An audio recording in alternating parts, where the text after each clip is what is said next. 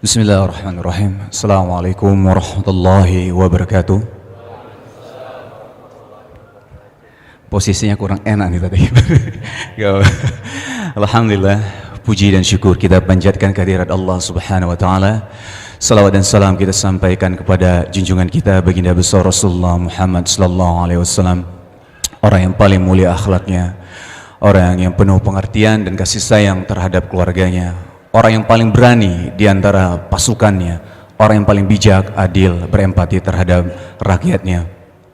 Alhamdulillah, hari ini kita diberikan nikmat yang begitu luar biasa dari Allah Subhanahu wa taala, nikmat sehat, nikmat waktu luang, nikmat iman, nikmat Islam, dan kita mungkin tidak akan sanggup untuk menghitung nikmat-nikmat yang Allah berikan kepada kita semua. Dan hari ini insyaallah kita akan mendengar kajian dari guru kita Ustadz Syafiq Baslama yang tadi sudah sedikit disampaikan dari saudara kita juga tadi ya, Amor ya. Bagaimana ini memang adalah sebenarnya judulnya adalah temanya ya, judulnya adalah Aku Akan Berubah. Sebenarnya ini juga adalah bedah buku ya Tat ya, bedah buku dari karya Ustadz Syafiq Baslama yang dimana sebelumnya memang beliau sudah adalah buku ini adalah hasil dari kajian beliau dari di Jakarta juga, kalau tidak salah di masjid ini juga gitu. Nah, alhamdulillah sekarang sudah dibukukan. Kalau saya boleh sedikit cerita tentang, boleh Tat? Tentang andai aku tak menikah dengannya, ini begitu dalam sekali sebenarnya. Kenapa saya bilang begitu dalam? Ini sebenarnya ada hubungannya dengan judul kita kali ini, Aku Akan Berubah. Kadang-kadang kita pertanyaan adalah apa sebenarnya? Maksudnya aku akan berubah ini apa? Ini nanti akan ada hubungannya dengan di buku ini juga, dan kita akan bedah buku ini. Saya juga awalnya pertama kali mendengar, awalnya bukan baca buku, tapi awalnya adalah ketika saya mendengar kajian beliau di YouTube ya. Saya mendengarnya di YouTube dan alhamdulillah dari situ akhirnya saya terbuka nih pikirannya. Sebagai seorang suami, memang ternyata seorang suami itu memang kita adalah seorang pemimpin, tapi ternyata di balik itu kita layak nggak sih kita dipanggil sebagai seorang pemimpin? Ternyata di lain itu juga untuk menjadi seorang pemimpin itu tidak gampang, tidak mudah gitu. Kita harus bisa mengayomi, harus bisa melindungi istri kita dan macam-macam sekali. Nanti insya Allah hari ini kita akan bahas dengan Ustadz Syafiq Baslama. Tanpa panjang lagi, tambah ini basa-basi lagi nih Ustadz ya. Langsung saja kita serahkan kepada guru kita Ustadz Syafiq Baslama. Silakan Ustadz. Assalamualaikum warahmatullahi wabarakatuh. Alhamdulillah alladzi hadana lihada wa ma kunna linahtadiya laula an hadana Allah. Segala puji bagi Allah Jalla Jalaluh yang memberikan hidayahnya kepada kita sehingga kita berada di atas kebenaran. Kalau bukan karena Allah, nggak mungkin kita meraih hidayah tersebut. Itu adalah ucapan penghuni surga tatkala mereka memasuki surga Allah Subhanahu wa taala. Maka kita berharap sebagaimana hari ini kita mengucapkannya, kelak kita dapat mengucapkannya di surga Allah Jalla Jalaluh. Allahumma salli wa sallim wa zid wa barik wa an'im ala abdika wa rasulika habibina wa syafi'ina Muhammad. Ya Allah, semoga salawatmu, semoga salammu, semoga berkah dan nikmatmu senantiasa kau tambahkan untuk hamba kekasihmu, untuk Nabi kita Muhammad sallallahu alaihi wasallam. Untuk siapa? Untuk Muhammad sallallahu alaihi wasallam. Jangan pelit-pelit antum bersalawat buat Rasul sallallahu alaihi wasallam. Dan untuk keluarga beliau, untuk istri-istri beliau, untuk putra-putri beliau, untuk anak cucu beliau, dan untuk para sahabat Nabi radhiyallahu taala anhum ajma'in. Amma ba'd. Masya Allah, di tengah suasana yang mulai memanas. Panas apa nggak panas di masjid sini? Insya Allah tahun depan udah pakai AC insya Allah. Dulu amin gitu kan. Ya, kita mau mengaji Aku Akan Berubah. Siapa yang mau berubah di sini? Antum apa akan tetap seperti ini? nggak ada perkembangan. Tetap sholatnya yang wajib-wajib. Sunnahnya Ustaz, kan cuma sunnah Ustaz. Antum kalau dagang, hari ini dapat keuntungan 10.000, apa besok nggak kepingin keuntungannya 15.000 jamaah? Kepingin nggak? Apa tetap yang jualan bakso sampai mati Ustaz, ana mau jualan bakso Ustaz? Apa nggak ngeliat tuh orang-orang ya yang pakai mobil yang tipis-tipis gitu kan? Nggak kepingin antum gitu kan? Nggak kepingin Ustaz, anak kona'ah Ustaz. Ana alhamdulillah jualan apa biasanya? Jualan herbal mah. Jualan herbal udah Ustaz, nikmat Ustaz seperti itu. Tapi pada hakikatnya manusia itu ingin berubah. Baik dalam urusan dunia atau dalam urusan agama. Kita ingin menjadi lebih baik. Begitu pula dalam kehidupan rumah tangga. Ada orang yang BBM ana, dia ngomong, Ustadz, ana ini 17 tahun nikah, tiap hari ribut. Masya Allah. Dia ngomong, terus ana kepingin cerai Ustadz. Dia ingin perubahan. Masa dari dulu seperti ini? Tapi ana ngomong, subhanallah, anti bisa bersabar 17 tahun, maka tambah sedikit lagi, mungkin ajal datang menjemput, selesai. Sabar, ana ngomong. Maka bagaimana proses untuk berubah? Agar kita bisa berubah. Yang mungkin dulunya kita kasar sama istri kita, yang dulunya kita nggak baik sama istri kita, sehingga terkadang istri kita itu berkata, ya Allah mas, andai kata aku nggak kawin sama kau mas, tapi udah takdir, nggak boleh bilang andai-andai mas, ya qadarullah wa masya'a fa'al, anda dapat suami kayak ente gitu kan. Terkadang orang seperti itu. Apa kita nggak mau berubah dapat seperti itu? Ada orang-orang yang mungkin mengatakan, sudah, ana seperti ini, ana seperti ini, ana ini pemalas, ana ini pemarah, ana ini ngambekan. Kalau semua karakter buruk ada di diri kita, kemudian kita nggak mau berubah, apa kita juga mau pada akhir perjalanan kita masuk ke neraka? Na'udzubillahi min dzalik. Pada hakikatnya langkah-langkah kita di dunia ini mengantarkan kita ke satu dari dua tempat Allah, mengantarkan ke neraka atau mengantarkan ke surga Allah Subhanahu wa taala. Gimana kalau kita mau berubah? Yang pertama, ilmu. Orang itu bisa berubah karena dia punya ilmu. Dia belajar. Alhamdulillah Ustaz, sejak ana ngaji, ana mulai tidak mencuri umpamanya. Sejak ana ngaji, ana ya mulai baikan sama istri kita. Kita tanya nih sama Tengku Wisnu. Dulu antum, kalau orang bertanya, kok bisa berubah gitu kan? Antum kalau ngelihat wajah beliau setahun yang lalu mungkin ya, atau 2 tahun yang lalu, nggak kayak gini nih. Betul nggak? Coba antum pandang-pandang tuh wajahnya tuh.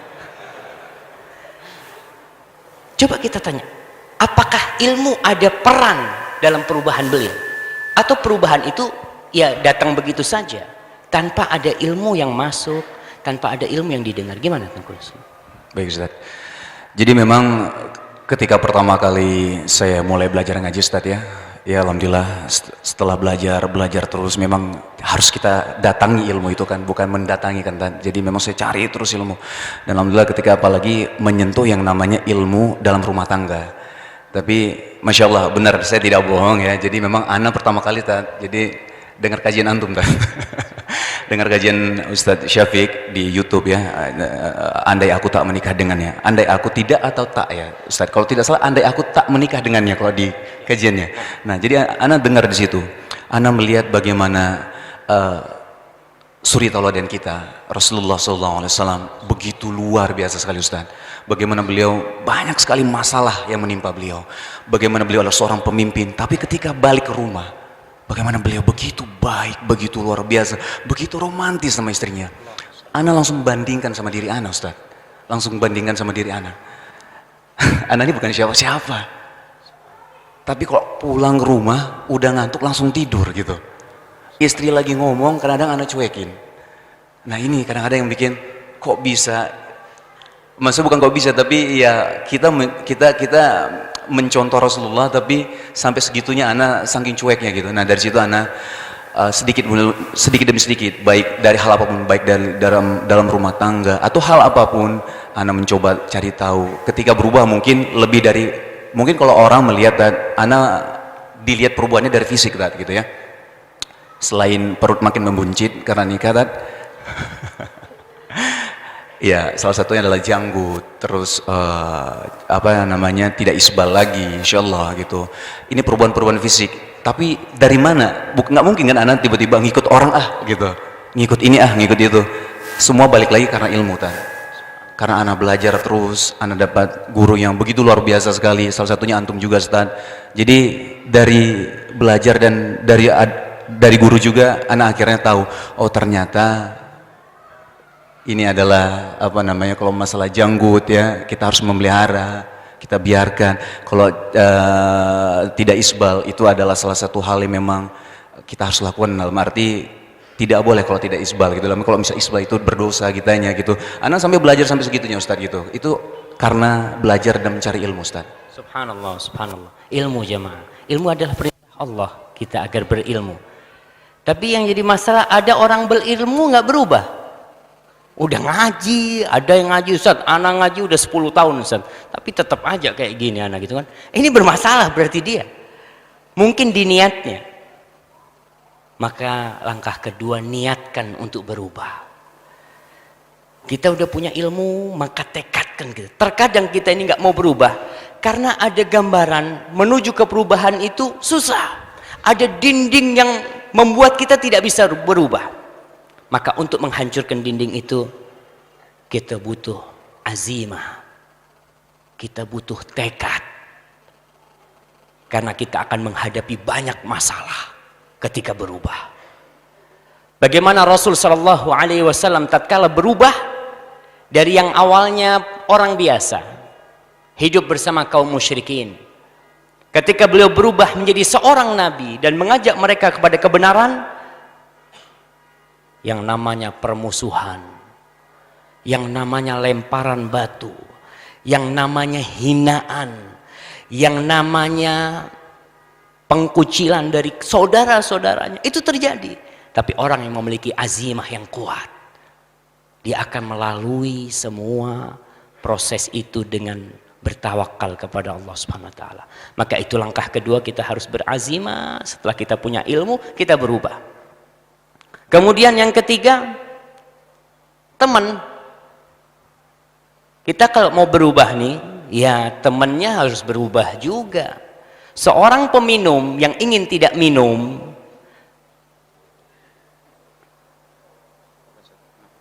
Allah, tunggu sebelum dipotong nih. Memang nggak ada air di sini, nggak hujan gitu kan? Anda lihat kering gitu kan dari tadi. Nah, iya. Bagi mobil Honda Jazz hitam ya, berwarna hitam dengan plat B1644BKC, tolong dipindahkan mobilnya karena mungkin ada jamaah juga yang mau keluar. Sekali lagi, Honda Jazz hitam dengan plat B1644BKC. Jazakallahu khair. Assalamualaikum. Nah, tunggu air kita. Apa lanjut ini? Nah, insya Allah datang airnya. Sabar antum. Yang sabar antum apa ana? Sama-sama bersabar kita. Jamaahnya bersabar, ustadznya harus bersabar juga. Sampai mana kita? Sampai teman.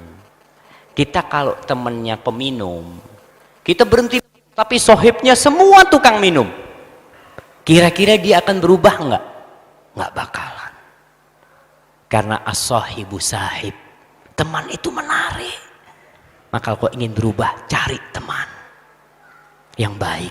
Yang keempat, belajar dari pengalaman orang-orang yang berubah. Allah Subhanahu wa taala menceritakan kisah-kisah umat sebelum Nabi Muhammad SAW. Bagaimana kondisi mereka yang dulunya hidup senang, kemudian Allah hancurkan mereka. Perubahan yang terjadi. Kita ambil pelajaran. Ada orang-orang yang seperti kaumnya Nabi Yunus alaihi salam yang dahulunya durhaka kepada Allah Subhanahu wa taala. Lalu bagaimana ketika mereka berubah? Dan kita lihat orang-orang yang tidak mau berubah, akhir dari kehidupannya adalah seperti Qarun, seperti Fir'aun. Datang kepada mereka hidayah Allah agar mereka mau berubah, tapi nggak mau. Maka yang terjadi, Allah menghancurkan mereka. Sekali lagi kita belajar. Umpamanya ini saudara kita Tengku Wisnu, dia berubah, coba bertanya kenapa.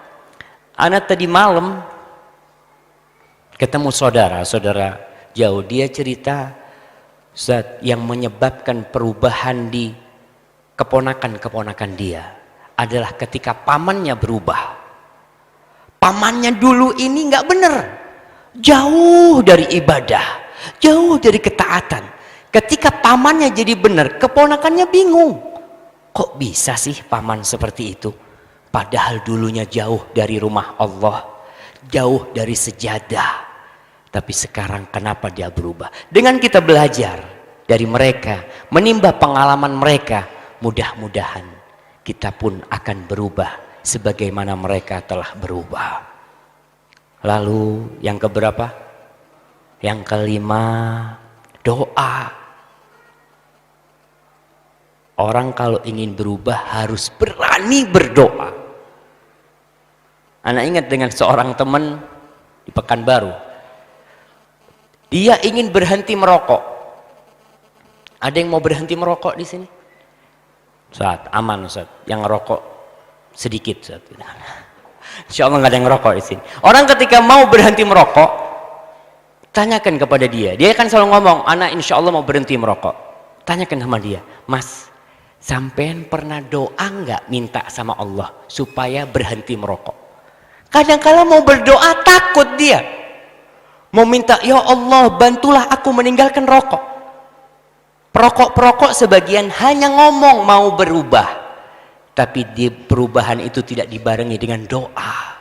Mohon sama Allah Subhanahu wa taala. Begitu pula suami. Suami terkadang dia tahu akhlak buruknya kepada istrinya, atau istri memiliki akhlak yang buruk kepada suaminya. Paling tidak kalau dia merasa berat merubah dirinya, dia memohon kepada Allah Subhanahu wa taala.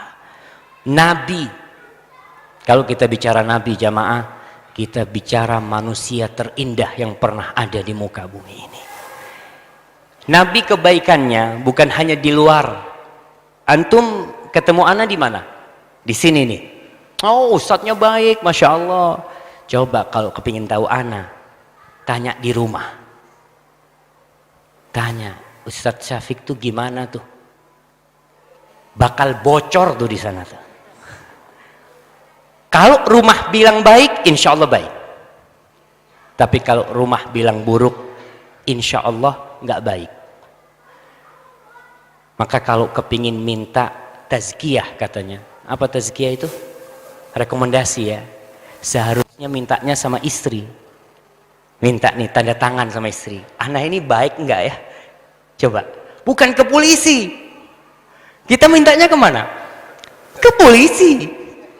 Apa surat berkelakuan baik itu? Polisi mana tahu sama kita? Dia nggak tahu, cuma dia mengatakan nggak ada catatan kriminal. Oke, banyak catatan yang tidak kriminal yang tidak dicatat mungkin. Maka mudah-mudahan ke depan nanti polisi sebelum memberikan surat kelakuan baik itu minta tanda tangan istri dulu. Jadi kan minta bener nggak dia baik nih, pantas nggak dikasih surat kelakuan baik? Kita kok sampai sana? Ana jadi bingung juga. Kita apa? Tadi doa ya? Masya Allah, Masya Allah. Ya, jadi kalau mau baik, mau berubah kita nih, kita mohon sama Allah bagaimana kita bisa berbuat baik kepada istri kita. Rasul Sallallahu Alaihi Wasallam, itu yang membuat kita ke sana tadi. Rasul yang sudah akhlaknya paling mulia. Bahkan beliau mengatakan khairukum li ahli, yang paling baik di antara kalian adalah yang paling baik sama keluarganya. Rasul masih berdoa.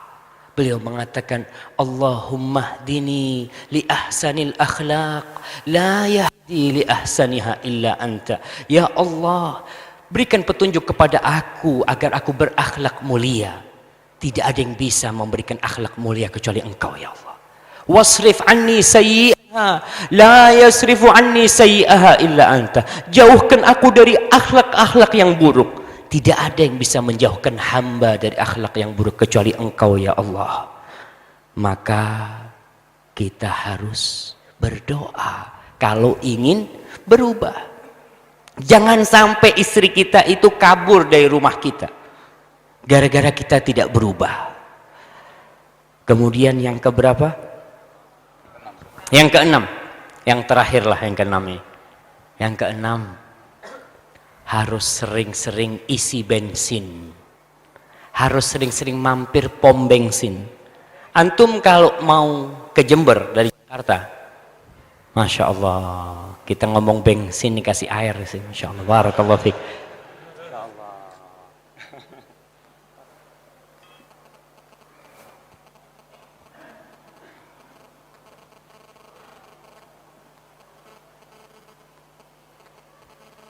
Jadi nuangin sendiri Ustadz ini.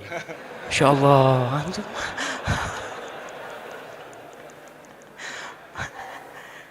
Jazakallah khair, barakallahu fikum. Afwan aneh. Baik jamaah.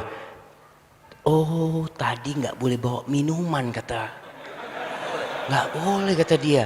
Tapi mungkin kalau ustadznya boleh jamaah. Itu. Bismillah.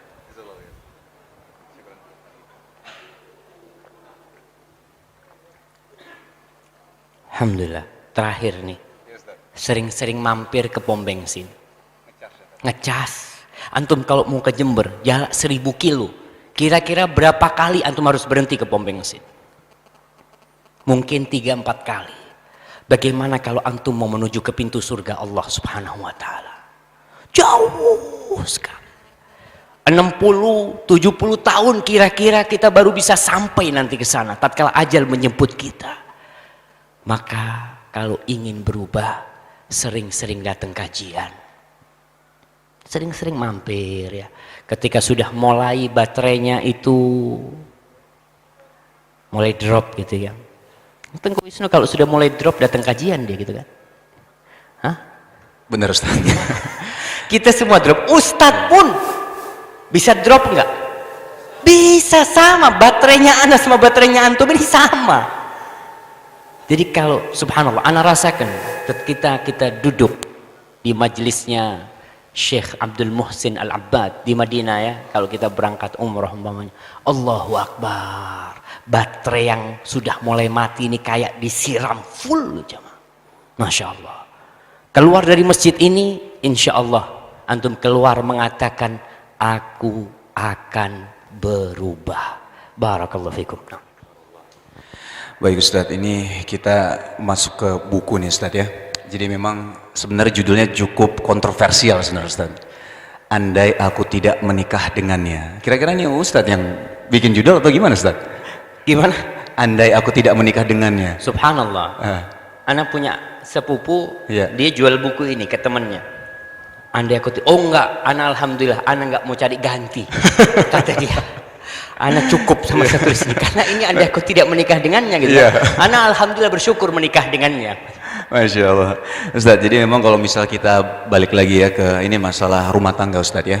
Jadi memang kalau kita sekarang aku akan berubah. Sebenarnya perubahan itu kan bukan hanya dari bagaimana penampilan kita gitu, bukan hanya tiba-tiba kita berjenggot, kita cingkrang gitu dibilang berubah gitu. Tapi balik lagi adalah ketika mungkin menyentuh yang namanya akhlak Ustadz. Apalagi di rumah tangga. Tadi kayak antum bilang tadi ya, bahwa kalau mau tahu saya baik, tanya sama istri saya gitu, bukan tanya sama polisi Ustadz ya. Nah, jadi memang kalau misalnya balik kalau misal menurut antum sendiri ketika kita sama istri, afwan Ustadz, di dalam Islam tidak ada pacaran gitu. Nah, bagaimana kita cara mengenal perempuan dalam arti kita ingin menikah dengannya ta'aruf, tapi apakah kita mengenali dalam hal apa Ustadz gitu? Subhanallah. Nah, betul. Ketika kita ingin membangun rumah tangga, tentu kita akan mencari orang yang pas sama kita, yang cocok sama kita. Sehingga hal ini membuat sebagian orang melakukan pacaran. Dia pacaran supaya ingin tahu kepribadian masing-masing.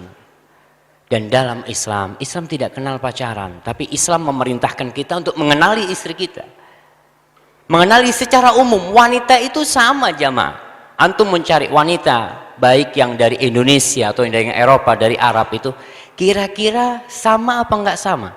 Sama, bahan bakunya itu sama. Dari tulang rusuk yang bengkok. Jadi kita harus mengenal, yang kita kenalin dari istri kita itu adalah kepribadian dia, kepribadian wanita yang semuanya sama. Di sini ada beberapa halaman 45 yang punya kitab. Nggak harus antum beli kitab, antum yang penting bawa full pen tuh, dicatat tuh.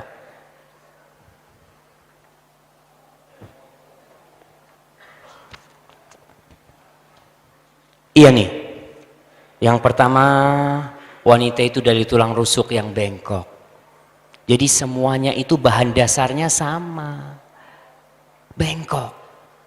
Jadi nggak perlu antum mencari tahu nih istri anak nih dari perak apa dari emas, nggak bakalan.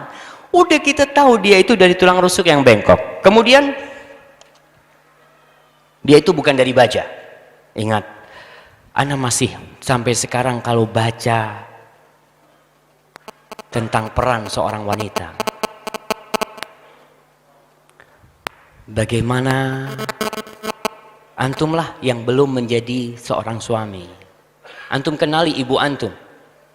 Ibu kita tuh, wanita manapun, mereka memiliki tugas jauh, tugasnya lebih besar dari tugas seorang lelaki sebenarnya. Jam kerja kita berapa? 24 jam? Nggak ada. 9 jam sama lembur tuh udah. Tambah lembur kan? Istri kita itu kerjanya 24 jam jamaah. Dari pagi sampai pagi lagi.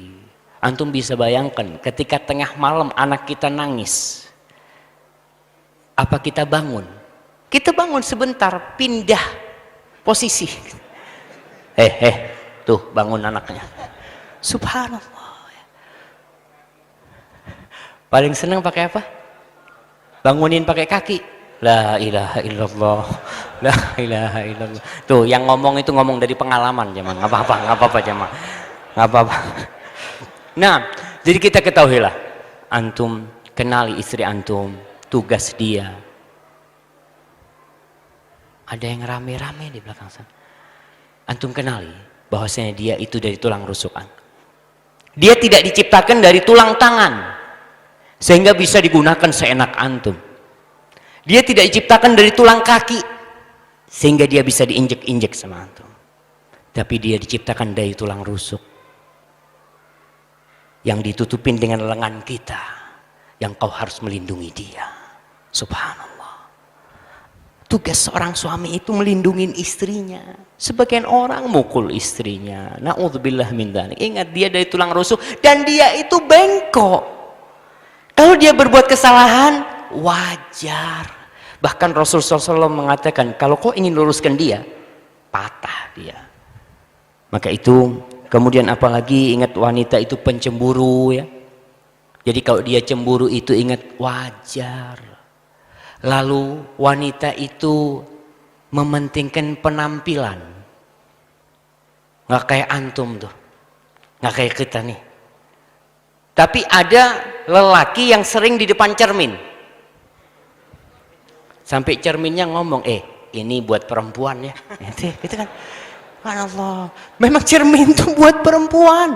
Perempuan Masya Allah, anda lihat, yang ngaji yang nggak ngaji ya, tapi yang ngaji udah berkurang lah. Tapi kalau yang nggak ngaji Masya Allah, keluar dari mobilnya, dia masih bercermin di kaca mobilnya. Ngeluarin apa ya, jalan kemana-mana dia siap. Kita banyak iklan di sini apa?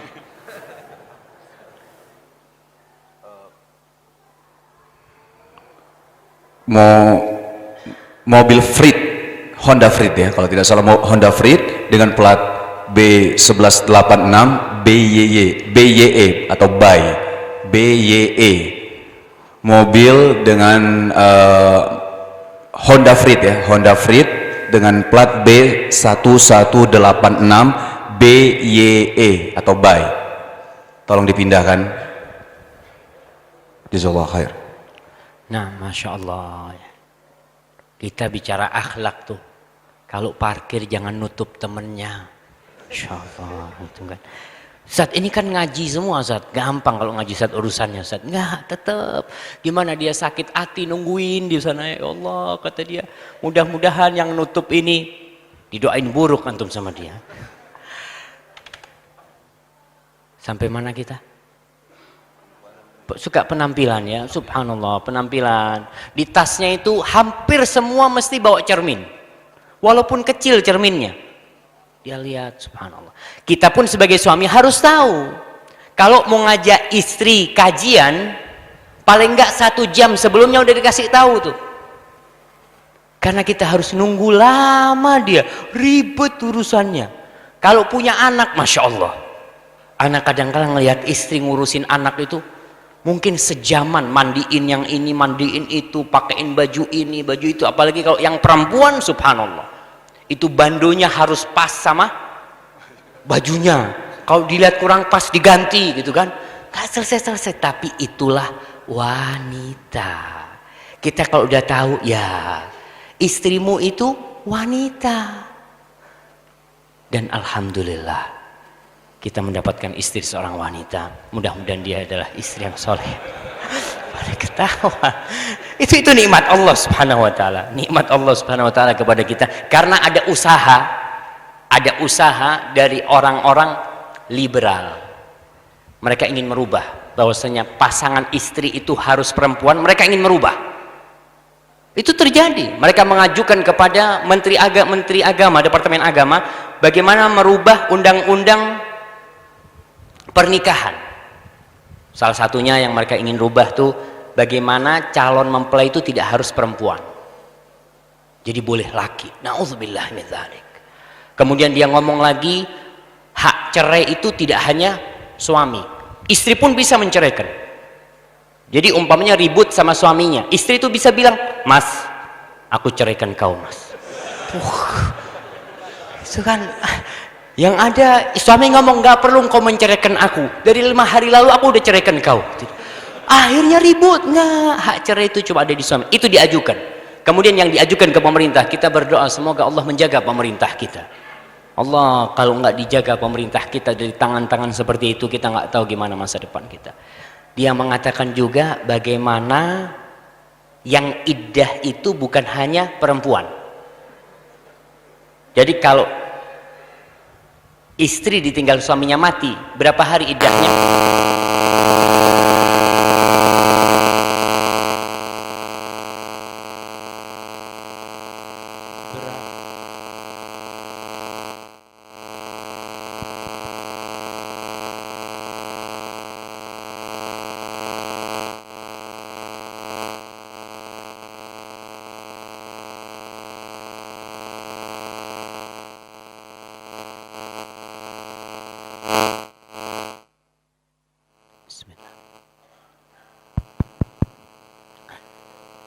Yang seperti ini biasa apa nggak biasa?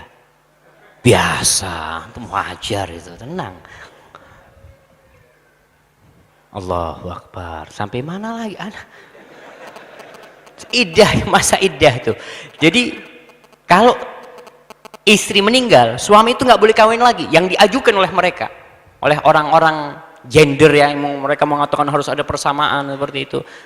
Mereka mengatakan suami pun harus menunggu 130 hari.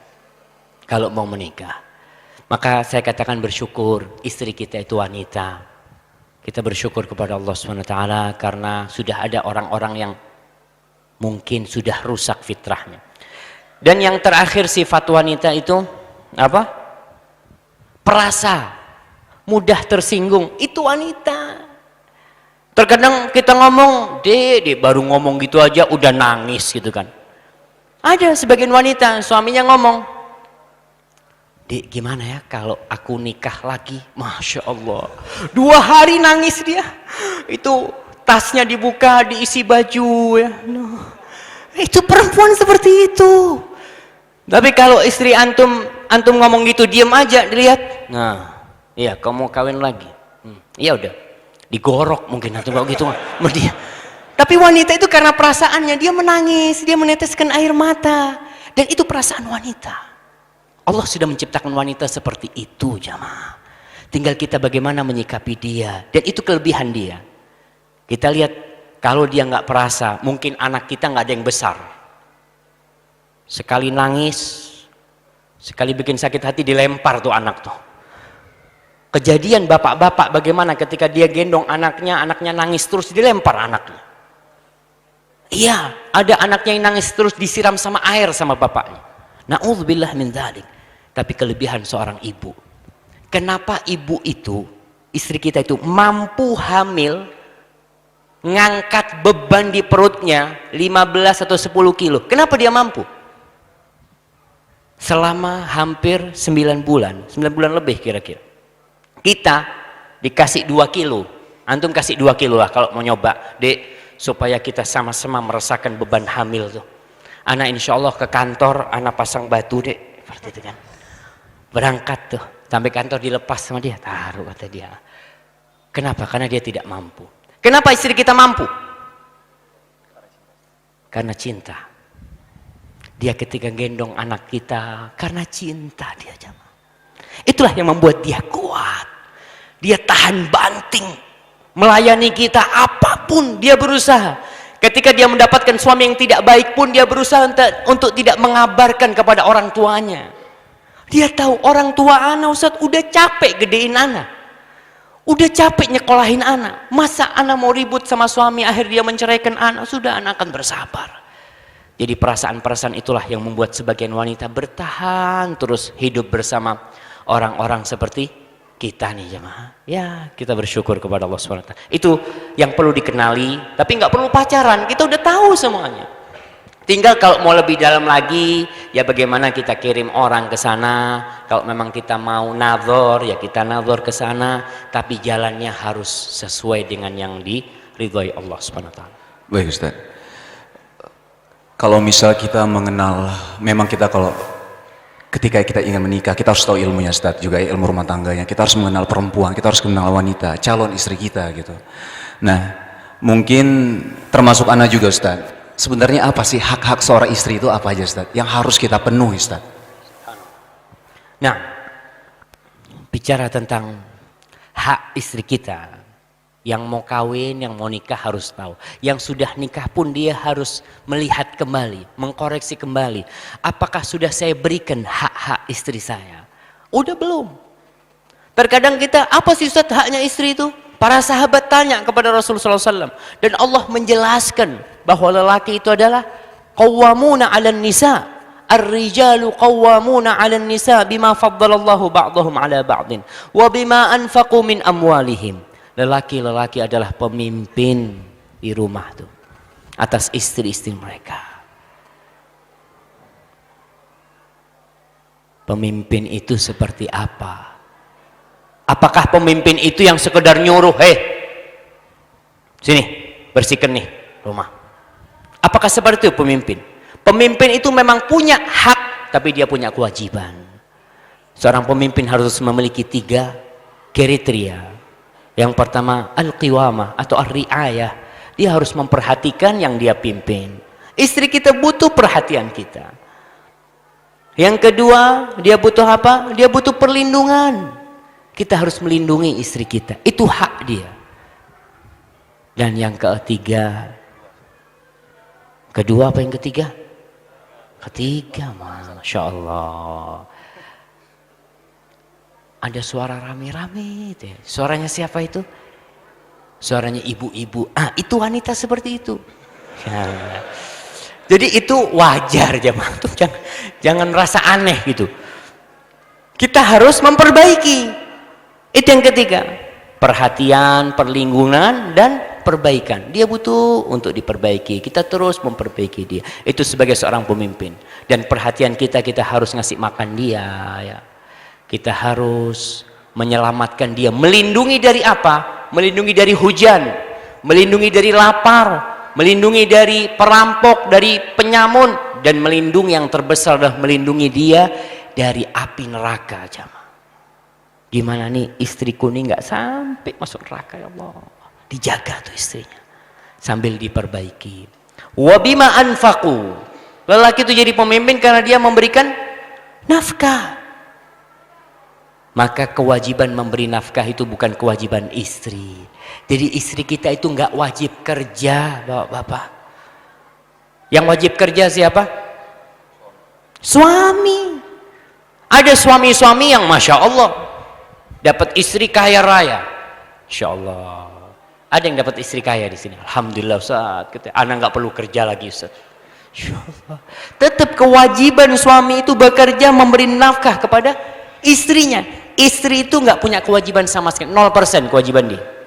Karena kewajiban yang memberi nafkah adalah kewajiban suaminya memberikan nafkah kepada dia. Kalau istri mau membantu, alhamdulillah, itu adalah keinginan dia. Jadi suami memiliki kewajiban bagaimana dia memberikan nafkah kepada istrinya.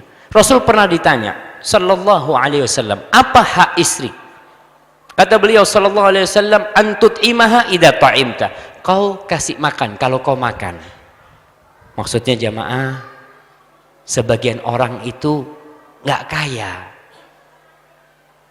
Umpamanya penghasilannya 50.000. Istrinya ngomong, bang, aku bang kok kepingin ya sarapan sarang burung bang, kata dia. Gajinya 50.000, sarapannya mau sarang burung. Ya nggak seperti itu. Apa yang dia makan, dia mampu. Ana cuma mampu, umpamanya minta maaf istriku, ana cuma mampu beli jengki, gitu dia. Insya Allah. Jengkol gitu kan. Dia itu kemampuan dia gitu kan. Ya bismillah, diterima gitu kan. Itu kemampuan dia. Apa yang dia miliki dia berikan kepada istrinya. Jangan pelit-pelit. Suami masya Allah gajinya tiap bulan 250 juta. Ada nggak jamaah? Antum ketawa-ketawa. Ada jamaah. Anda pernah ketemu dengan seseorang gajinya 250 juta per bulan. Masa ngasih istrinya 1 juta? Masa ngasih istrinya 5 juta? Paling enggak berapa persen? Berapa persen? Dari 250 juta itu? Kira-kira kita ngomong nih, berapa persen? Minum, fadhal. Ini.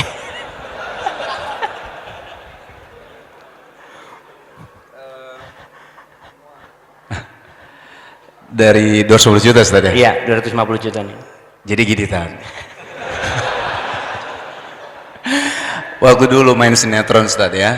Jadi memang alhamdulillah Allah memberikan rezeki yang begitu luar biasa. Tapi memang Ana setelah itu memutuskan untuk tidak main sinetron sampai memang benar-benar ada cerita yang benar-benar sesuai dengan syarat yang Ana tulis gitu, yang Ana mau gitu.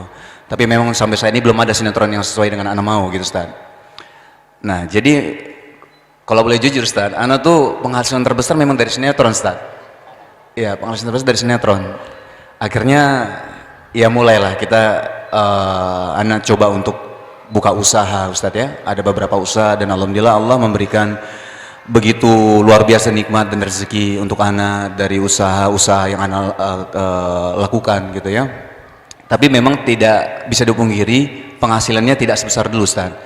Tapi Masya Allah Ustadz, istri Ana ini Ustadz udah cantik terus sangat pengertian Ustadz. Masya Allah. Jadi lihatlah kalau berapa persen tuh? Belum dijawab nih, berapa persennya nih?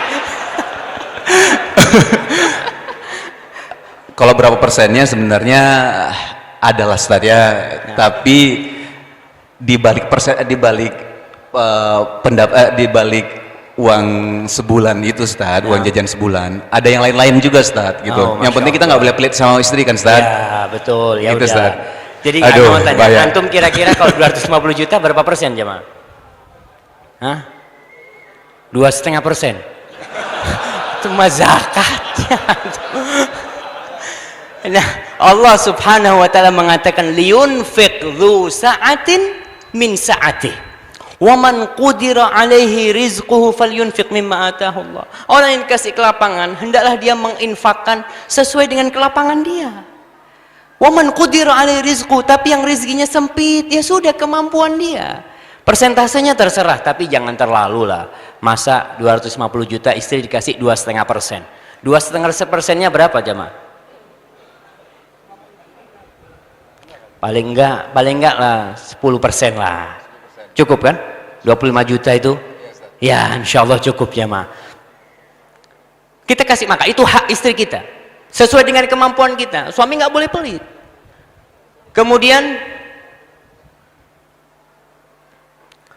yang kedua, wa antaksuha idak tasaid. Kalau kau beli baju, belikan dia baju.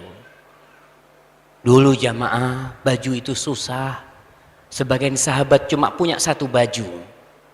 Tapi kita sekarang lihat, sebagian istri itu Masya Allah.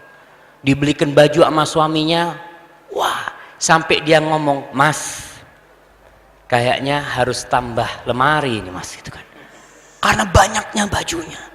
Kita kasih pengertian ke istri kita. Tadi, wahai istriku, kalau kau beli satu baju baru, keluarkan satu yang lama. Nggak perlu nambah lemari. Nggak perlu. Nih yang kita pakai nanti di surga. Kita perlu mengajarkan itu kepada istri kita. Karena apa? Kalau enggak, kita akan tambah lemari, tambah lemari yang ada koleksi. Dan tatkala kita mati semua akan ditinggal. Yang kita pakai yang mana? Yang kita berikan ke orang itu. Maka kalau beli baju satu, kita kasih nasihat istri kita, Dek nih, aku kasih hadiah baju. Tolong satu kau keluarkanlah.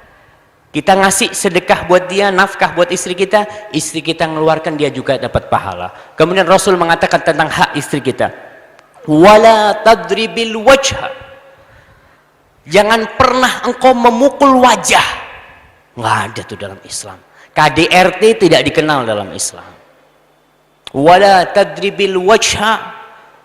Oh Ustaz, nggak boleh wajah Ustaz. Kalau punggung boleh nggak Ustaz?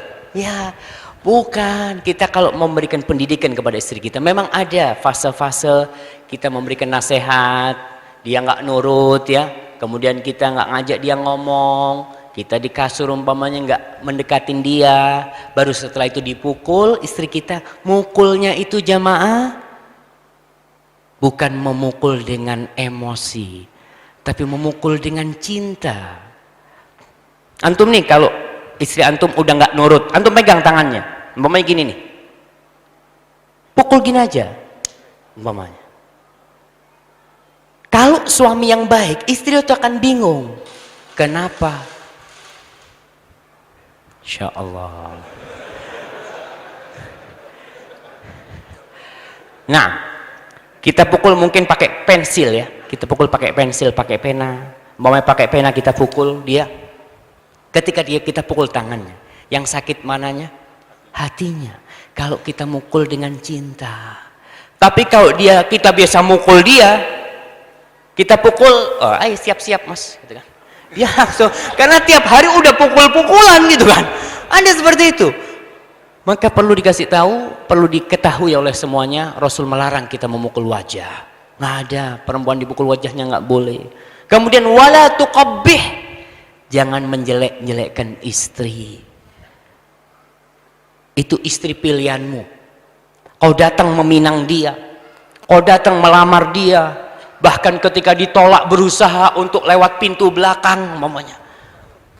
Ada orang seperti itu. Ketika sudah menikah sering dijelek-jelekkan istrinya, diburuk-burukkan istri. Na'udzubillah ya. Mudah-mudahan Allah mengampuni dosa-dosa kita.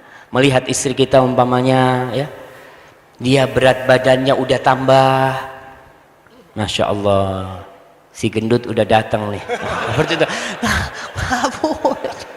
Allahu Akbar. Barakallahu fikum. Baik Ustaz, kita memang tadi hak-hak istri ya Ustaz ya, yang tadi antum sampaikan, dan memang kalau misal kita tahu di dalam rumah tangga itu awalnya memang banyak manisnya Ustaz. Masih dalam arti waktu pertama kali menikah, Masya Allah luar biasa sekali gitu. Ternyata di perjalanan itu memang ada sedikit kerikil-kerikil Ustaz. Nah jadi memang seperti tadi antum sampaikan, KDRT memang tidak ada di dalam Islam. Tadi bagaimana cara memukulnya, pukullah dengan cinta. Masya Allah itu luar biasa sekali. Terus juga kalau di dalam tadi yang seperti yang sampaikan bahwa yang kerikil-kerikil itu memang tidak bisa, kadang-kadang tidak bisa kita elakkan Ustaz. Permasalahannya kadang-kadang satu hal dalam arti mungkin ketika kita apa ya Ustaz ya, capek ataupun lelah bekerja, Nah, kadang-kadang istri itu mungkin Ustaz ya, kadang-kadang suka melakukan hal-hal yang memang sudah diingatkan berkali-kali gitu Ustaz. Udah dikasih tahu, Dek jangan kayak gitu, Dek jangan kayak gitu. Diulang-ulang terus Ustaz. Nah, pertanyaan adalah Ustaz gitu ya, sampai berapa kali kita boleh memaafkan istri gitu? Masya Allah, Masya Allah. Sebelum kita bicara memaafkan istri, kita ini punya dosa nggak jamaah? Antum berapa kali berbuat dosa sama Allah? Hampir tiap hari kita berbuat dosa. Dan kita tetap mengharap Allah memaafkan dosa kita. Dan Allah subhanahu wa ta'ala begitu rahmatnya.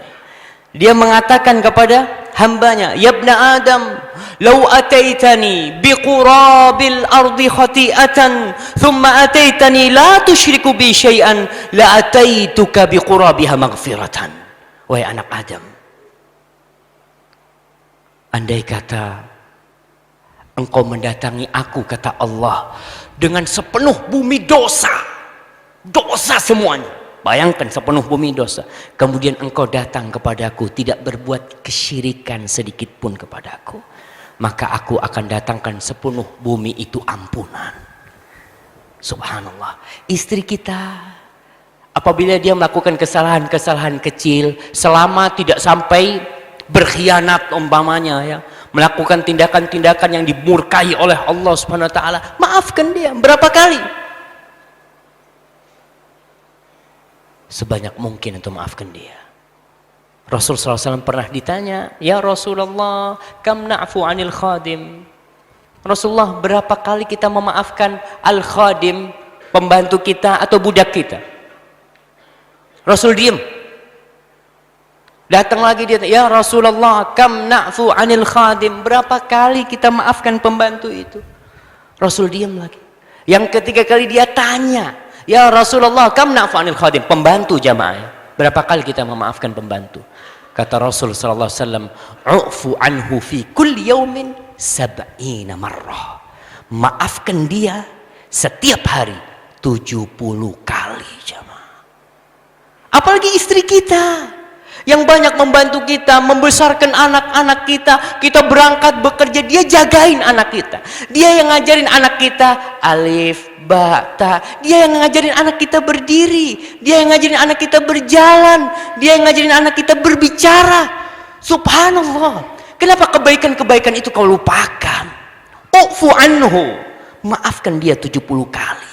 Apalagi dengan istri kita. Maka Allah mengatakan, Ya ayyuhalladzina amanu, wahai orang-orang yang beriman, inna min azwajikum wa auladikum aduwwan lakum fahdharuhum. Sesungguhnya kata Allah, wahai orang-orang yang beriman, ada sebagian istri kalian, sebagian anak-anak kalian yang musuh buat kalian. Fahdharuhum. Hati-hati kata Allah. Tapi Allah mengatakan, wa in ta'fu wa tasfahu wa taghfiru fa innallaha ghafurun. Tapi kalau kau memaafkan, engkau nggak memberikan sanksi, dan kau melupakan kesalahannya, sesungguhnya Allah itu maha pengampun. Allah mengingatkan, kau itu banyak dosanya, jangan sok suci kau itu. Maka kalau kau ingin diampuni oleh Allah, maafkan istrimu. Jadi seperti itu akhirnya. Baik Ustaz. Ustaz, jadi anak pernah dengar Ustaz ya, banyak orang-orang di luar sana ya, yang mungkin non muslim gitu ya, kadang-kadang suka menganggap Rasulullah SAW itu kasar Ustaz. Beliau kasar, beliau keras gitu ya, apalagi terhadap istri Ustaz.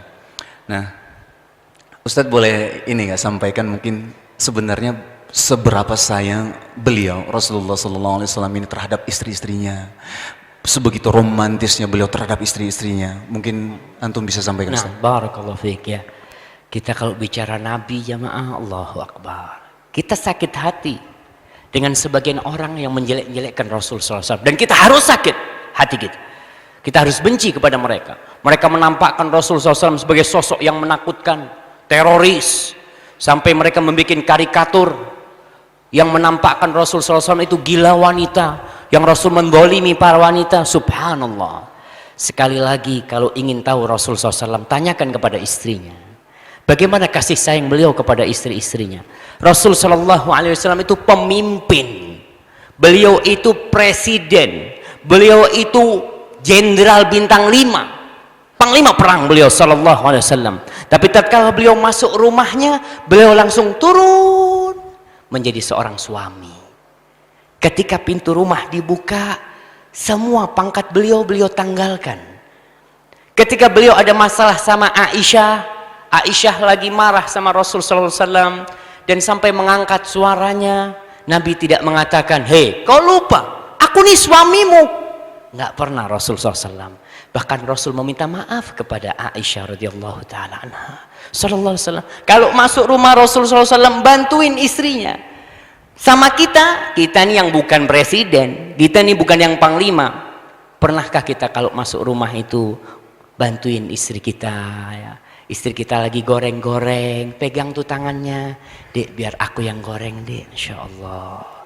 Dia lagi cuci piring, "Dek, kita cuci berdua, Dek." Masya Allah. Rasul Shallallahu Alaihi Wasallam makan itu di satu piring sama Aisyah radhiyallahu taala anha.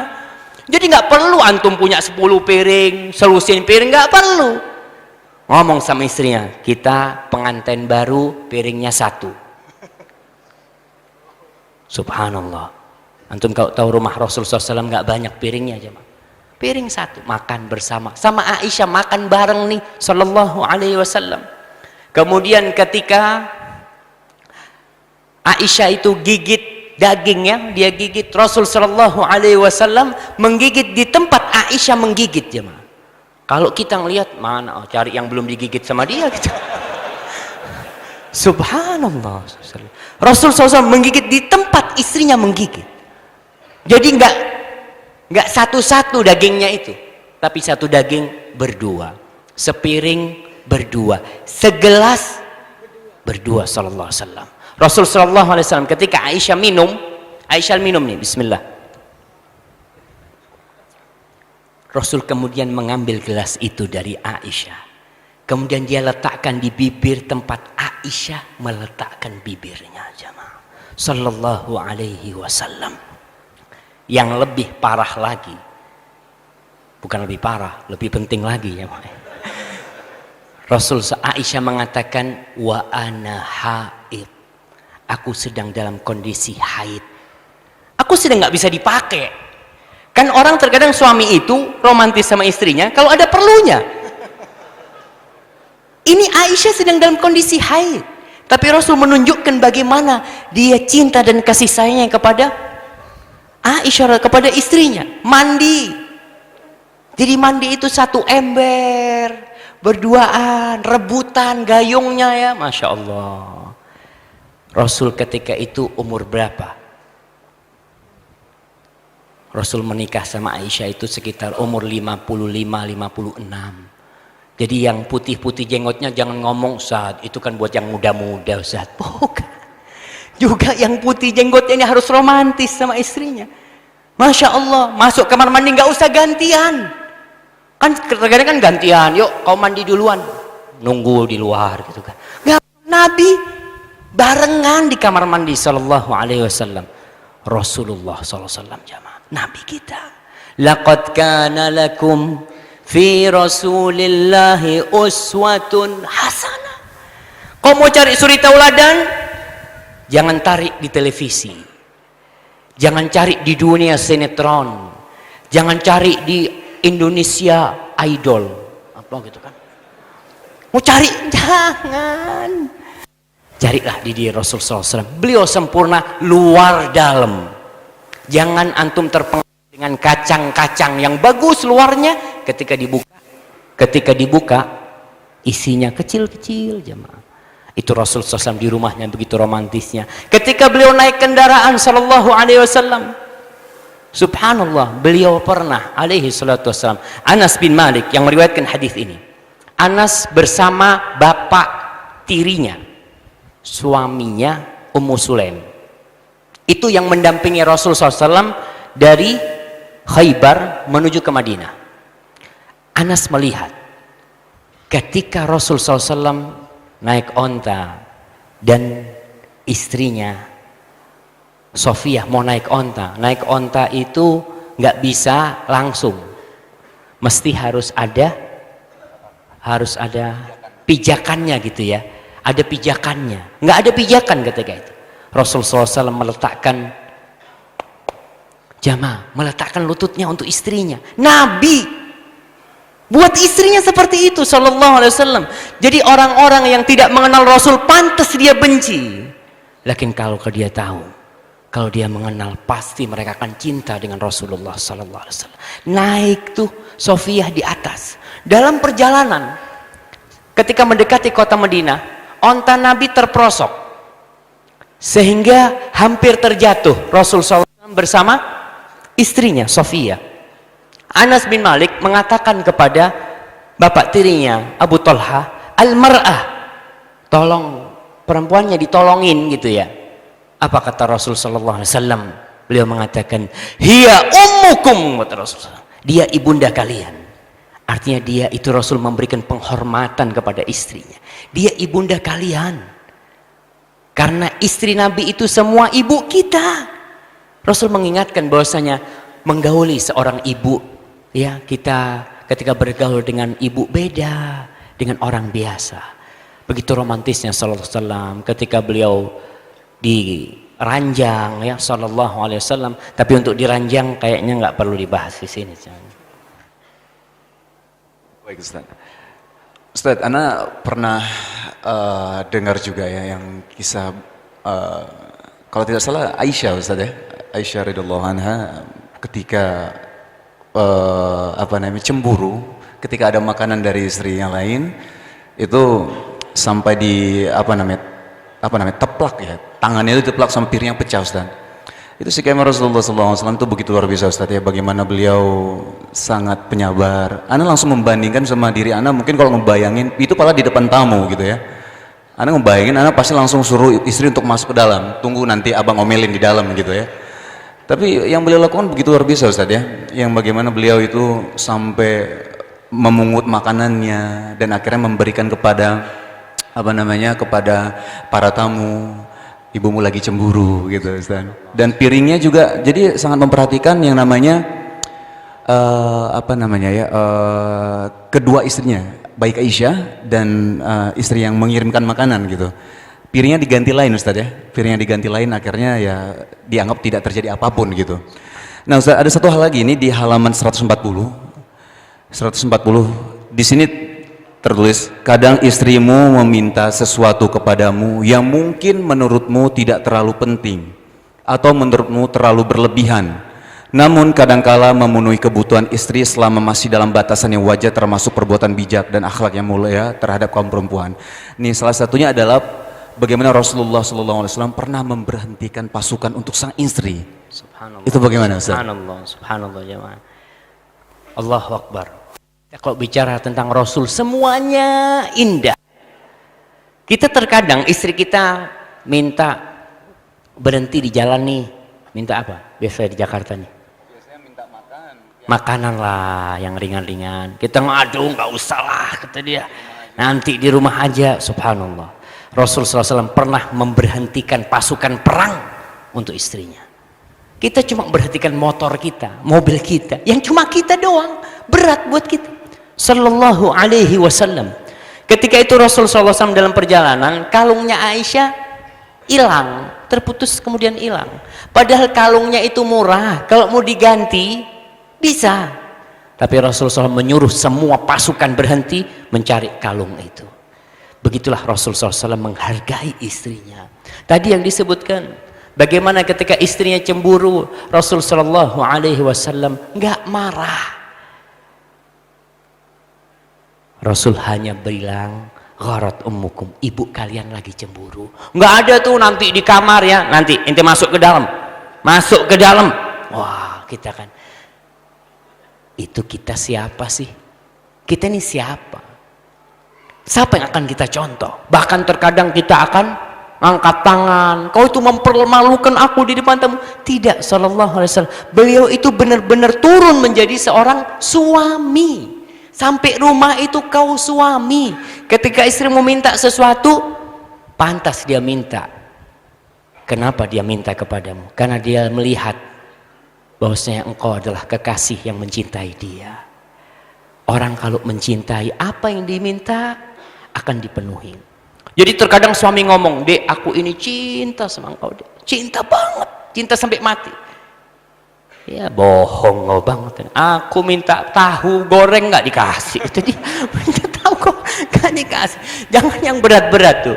Maka perlu dibuktikan cinta itu. Cinta itu perlu dibuktikan. Ya, salah satunya Rasul membuktikan bagaimana cinta beliau. Dan ingat jamaah, Rasul melakukan hal itu dilihat oleh para sahabatnya agar dicontoh. Kalau ada masalah di rumah tangga itu wajar. Tadi disebutkan kerikil-kerikil ya. Tidak selalu ombak itu tenang. Antum kalau lautan itu tidak selalu tenang ya. Kalau lautan tenang itu antum takut. Jangan-jangan tsunami ini bentar lagi nih. Kalau sudah tenang. Tapi kalau ada ombaknya kita ngelihat, itulah wajar dalam rumah tangga kita. Dan sekali lagi, kalau istri antum meminta sesuatu yang tidak berlebihan. Umpamanya dia, "Bang, anak kepingin gelang bang 2 kilo gitu kan."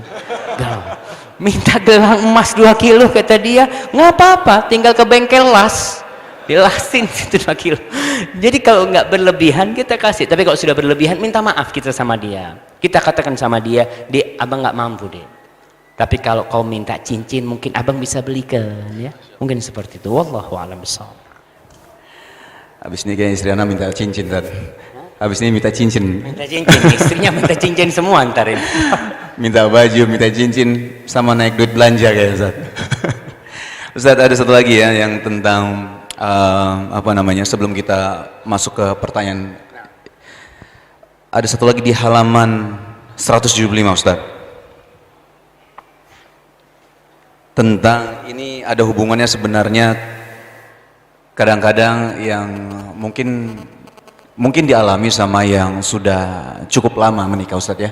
Bagaimana ketika ada yang tidak bisa dipungkiri Ustaz, ada yang namanya titik jenuh Ustaz, titik jenuh atau hal yang apa namanya, kadang-kadang membuat seorang suami itu menjadi apa namanya, jadi kadang-kadang itu mencari kesalahan Ustaz gitu.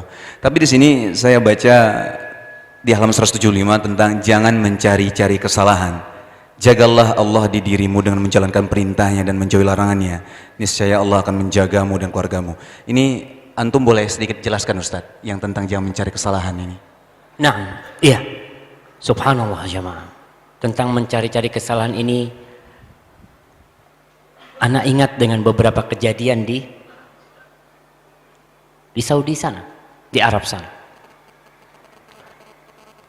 Terkadang ketika orang sudah menikah agak lama, udah anaknya udah gede, dia merasa jenuh ya. Kemudian dia itu mencari-cari kesalahan istrinya sekedar untuk mencela istrinya, atau dia itu telah berbuat dosa di luar rumah. Kejadian itu seorang ini telah berzina di luar rumahnya. Ketika dia masuk rumahnya, dia dalam kondisi takut. Jangan-jangan istriku nanti berzina. Jangan-jangan istriku berhubungan dengan laki lain. Jangan-jangan ada main sama fulan. Jangan. Kalau engkau ingin menjaga istrimu, jagalah dirimu. Ihfadillah yahfadka. Jagalah Allah, pasti Allah jaga engkau. Kalau Allah jaga, keluarga kita akan dijaga. Rasulullah SAW memberikan arahan kepada kita. Jadi kalau orang mau pulang dari safar, dari perjalanan, Rasul mengajarkan jangan kau datang malam hari untuk mencari-cari kesalahan istrinya. Nanti dilihat istrinya ini ngapain nih, nanti takut ada lelaki lain masuk rumahnya. Na'udzubillah min dzalik. Kita kalau jaga Allah, insya Allah Allah akan menjaga kita. Kecuali di zaman sekarang kita bisa telepon istri kita, "Dek, aku mau pulang." Beda dengan orang mau surprise, kadang-kala dia ingin memberikan kejutan ke tetangga dia, tapi bukan untuk mencari-cari kesalahan. Nggak masalah, kita nggak ngasih tahu, tapi usahakan ketika masuk ke rumah kita masuk di waktu siang hari atau di pagi hari, dan jangan mencari-cari kesalahan istri. Karena apa? Karena kita juga banyak salahnya jemaah. Kalau saling mencari kesalahan, anak ingat dengan seorang yang pernah broadcast dia menceritakan tentang seorang istri yang ngomong sama suaminya, udah lama nih nikah, ingin memperbaiki pernikahannya. Si istri ngomong, "Mas atau Bang, gimana kalau kita saling menulis kekurangan kita supaya kita bisa memperbaiki?" Kata suaminya, iyalah nggak apa-apa kalau itu kemauanmu. Akhirnya si istri memberikan kertas kepada suaminya. Si istri masuk ke dapur, dia tulis kesalahan-kesalahan suaminya. 1, 2, 3, 4, Masya Allah, penuh tuh buku. Antum coba minta sama istrinya, insya Allah 2 lembar full itu kalau. Akhirnya si istri datang, kata di situ, memberikan kertas itu. Ini bang, kertas ana. Mana kertasnya abang? Ini kertasku, kata dia. Akhirnya sudah, istrinya masuk ke kamar atau ke dapur membaca. Si suami baca, Masya Allah, kesalahannya banyak-banyak, kekurangan suami. Setelah itu suaminya, istrinya datang, bang, kertasnya abang kok kosong, putih. Apa kata suaminya? Dek, aku menerimamu apa adanya, dek, kata dia. Ya sudah, kata dia. Yang perlu ditulis itu bukan kekurangan kita, kelebihan masing-masing. Jadi kalau minta sama istrinya, dek tulis, aku ingin menulis kelebihanmu. Si suami menulis kelebihan istrinya, si istri menulis kelebihan suaminya. Itu yang akan menambahkan cinta dan kasih sayang. Sehingga kita lupa dengan kesalahan dia dan kekurangannya. Rasul sallallahu alaihi wasallam mengajarkan kepada kita, la yafraq mu'minun mu'mina. Nggak boleh itu seorang yang beriman membenci istrinya yang beriman. In kariha minha khuluqan. Kalau ada akhlaknya yang dia tidak suka, radhiya minha akhar. Bukankah banyak akhlak-akhlak dan perilaku dia yang dia cintai? Dan sekali lagi ingatlah dengan firman Allah, wa ashiruhunna bil ma'ruf. Bergaulilah istri-istri kalian dengan cara yang patut, dengan cara yang baik. Fa in karihtumuhun. Kalau kau benci sama istrimu, benci, nggak suka sama istrimu, apa Allah nyuruh kita menceraikan dia? Tidak, jamaah. Allah mengatakan fa'asa an takrahu syai'an wa yaj'alallahu fihi khairan katsira. Bisa jadi yang kalian benci itu di balik sana ada banyak kebaikan yang Allah simpan di sana. Mungkin istri kita nggak pandai memasak, mungkin istri kita nggak pandai berdandan, tapi dia pandai mengajarkan kepada anak kita la ilaha illallah. Dia mengajarkan kepada anak kita tentang tauhid. Subhanallah, cukup nih kebaikan dia. Wallahu a'lam bishawab. Mungkin seperti itu. Jazakallahu khair, Ustaz. Ustaz, kita masuk ke sesi pertanyaan, Ustaz, ya.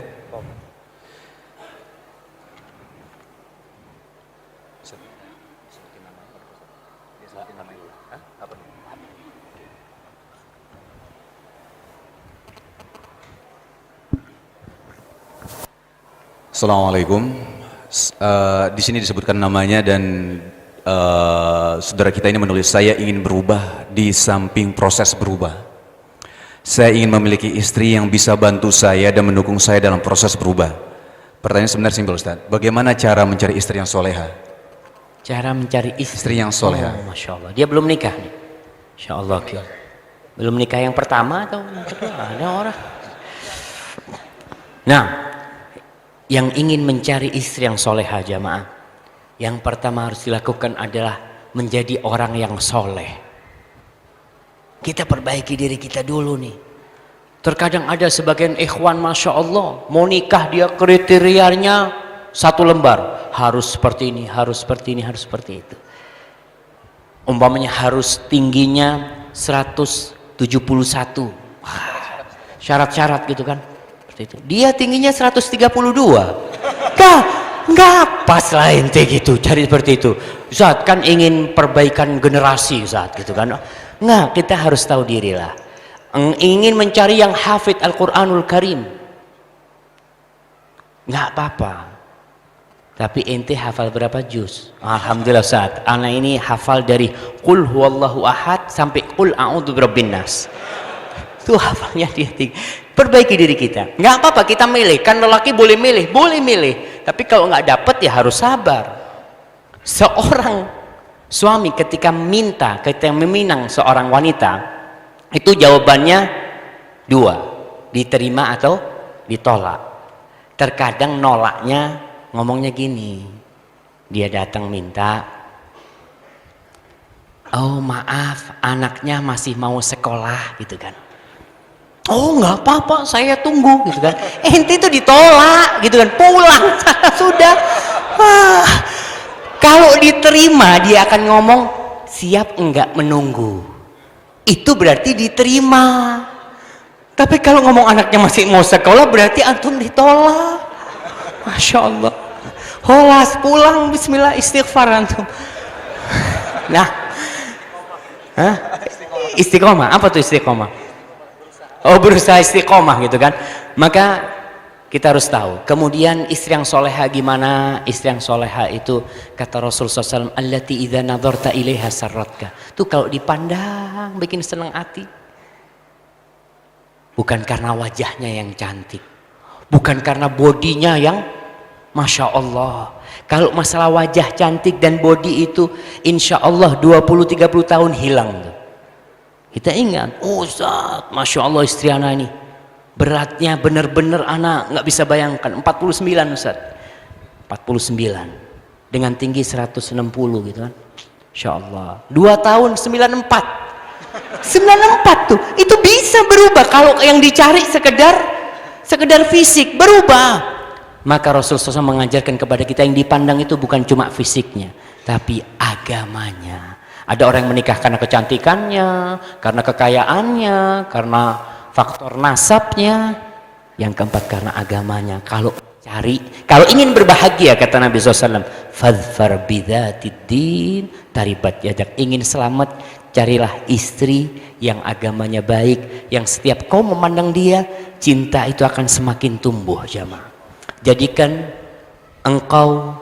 istrimu cantik karena cinta, bukan cinta karena cantik. Jamaah, barakallahu fiik. Sedikit tambahan tentang syarat Ustaz ya. Jadi kalau misal ditulis, jadi dia mau menikah, dia menulis syarat-syaratnya gitu kan, yang ikhwannya. Terus tulis salah satunya boleh nggak menulis syaratnya salah satunya kalau istrinya nanti bersedia di poligami itu. Masya Allah, Masya Allah. Enggak, kalau ada tulisan kayak gitu gimana Ustaz? Nah, itu dulu nggak ada syarat tapi waktu nikah nggak ada syarat itu kan. Enggak. Jadi, iya, itu mau sebenarnya poligami itu halal jamaah, nggak perlu ditulis di persyaratan itu. Dan antum belum tentu bisa poligami, bisa jadi antum istri satu itu sampai mati, Masya Allah. Dan bisa jadi antum mati duluan sebelum istrinya, dan terjadi. Jadi tidak perlu persyaratan itu sebenarnya, karena wanita itu berat untuk dipoligami. Tapi insya Allah kalau kita mendidik dia dengan cara yang baik. Dan ingat, urusan poligami nih urusan yang bikin ibu-ibu tuh minum 2 kali sekarang dia gitu.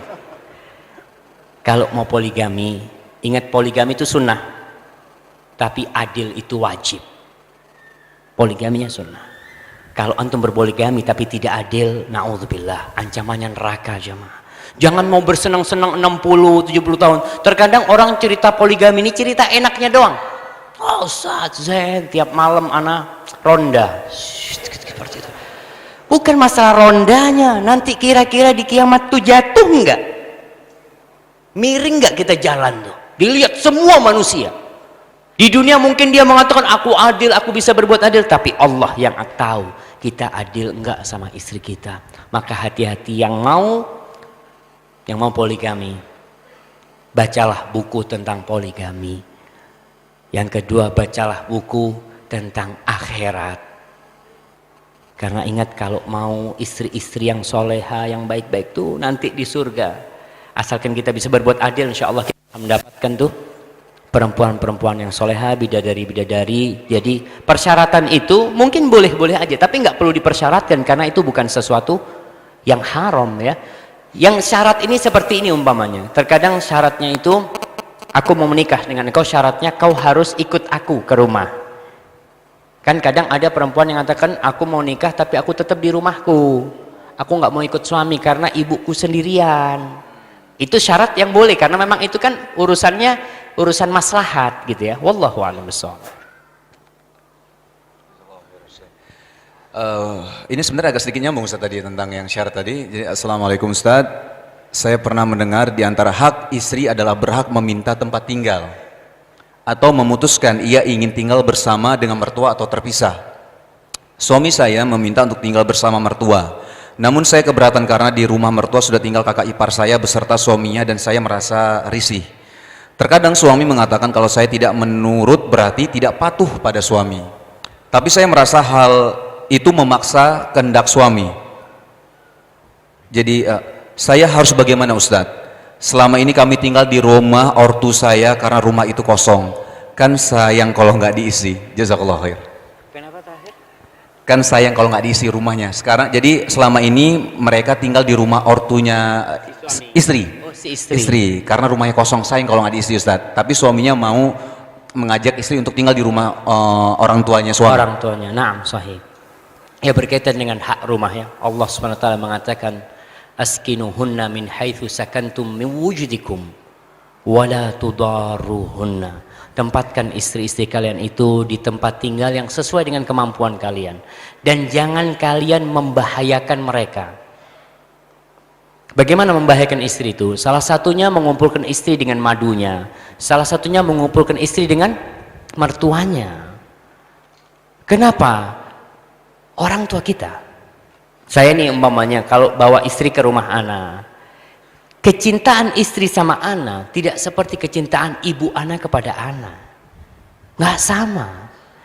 Kadangkala kan nama ibu ana ngelihat istri ana mungkin telat bangunnya akan dimarahin gitu kan ya, seperti itu. Kau itu gimana jadi istri yang benar, jadi istri, mulai keributan-keributan itu. Masak, mungkin si istri baru belajar masak, agak asin sedikit, udah kau nggak usah masak, biar ibu yang masak. Itu mulai keributan di rumah itu. Maka dianjurkan memang istri itu punya hak untuk tinggal berpisah dengan mertua. Dan kalau kita punya orang tua yang sudah sepuh, paling nggak tinggal di sebelahnya. Jadi dapurnya itu sendirian, pintu masuknya sendirian. Kan kita dianjurkan romantis menyambut suami kita pakai baju yang menggoda. Kalau kumpul sama mertua, masa mau pakai baju-baju seksi? Nggak mungkin. Mau makan ya, umpamanya sunnahnya tuh kalau makan suruh jilatin tangan ya. Kita lagi makan bertiga, ana, ibu ana sama istri mas ana. Masa istri ana mau jilatin tangan ana di depan ibu? Mah yang benar tuh, berarti itu kan. Jadi ada hal-hal yang tidak bisa dilakukan ketika dia berkumpul. Maka berusahalah, kalau tadi dia sudah memiliki rumah dan rumahnya kosong dan suaminya mau pindah ke rumah orang tuanya, dilihat kenapa dia mau pindah. Mungkin ibunya sendirian, sedangkan suami punya kewajiban berbakti. Taatlah kepada suami, turuti dia, karena suami adalah surga dan neraka seorang istri. Kalau memang nggak mau dikumpulkan, bilang sama suami, mas jangan dikumpulkan aku mas, sewakan yang deket situ mas, yang kumpul gitu walaupun ngontrak, supaya tiap hari bisa kalau ibu ada apa-apa kita bisa mengontrol ibu. Wallahu a'lam bishawab. Terima kasih Ustaz. Ada satu pertanyaan. Saya ingin bertanya, apa pandangan Islam kalau suami mengajak rujuk kembali setelah pisah 2 tahun tanpa bercerai sah dalam hukum, tanpa memberi nafkah lahir batin dalam perpisahannya?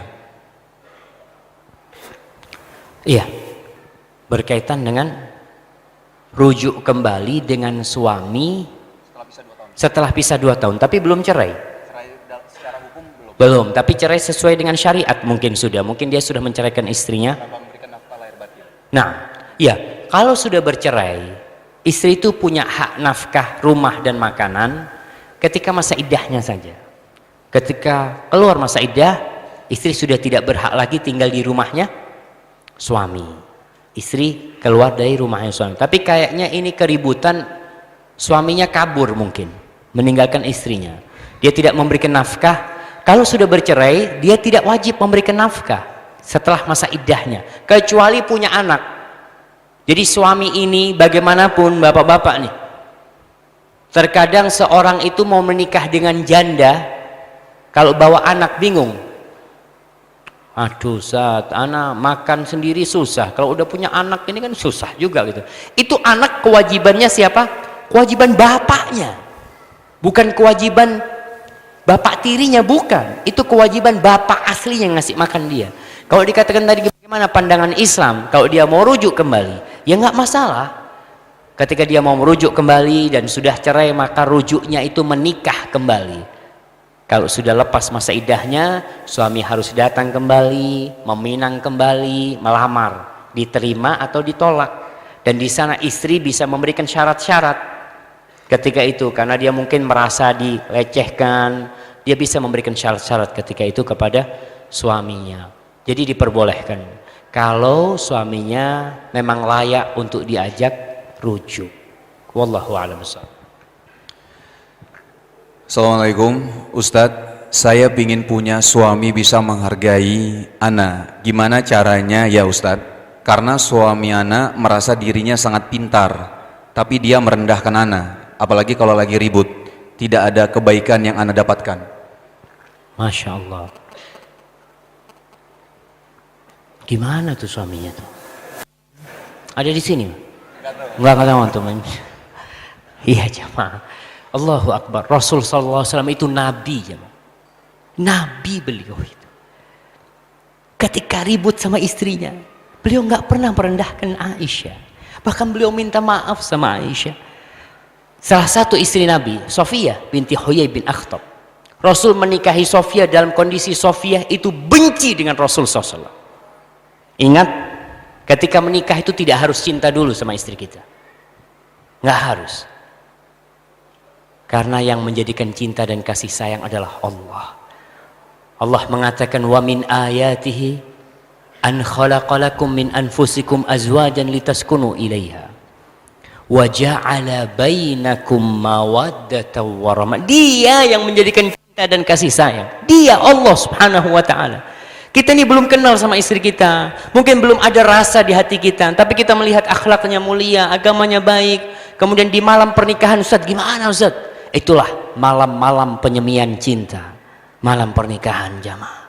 Jadi Rasul sallallahu alaihi wasallam ketika beliau ada masalah sama istrinya, beliau berusaha untuk mengambil hati istrinya. Tadi yang kita katakan, Safiyah binti Huyai bin Akhtab, dia benci sama Rasul SAW. Kata Sofia, gimana aku nggak benci sama Rasul SAW?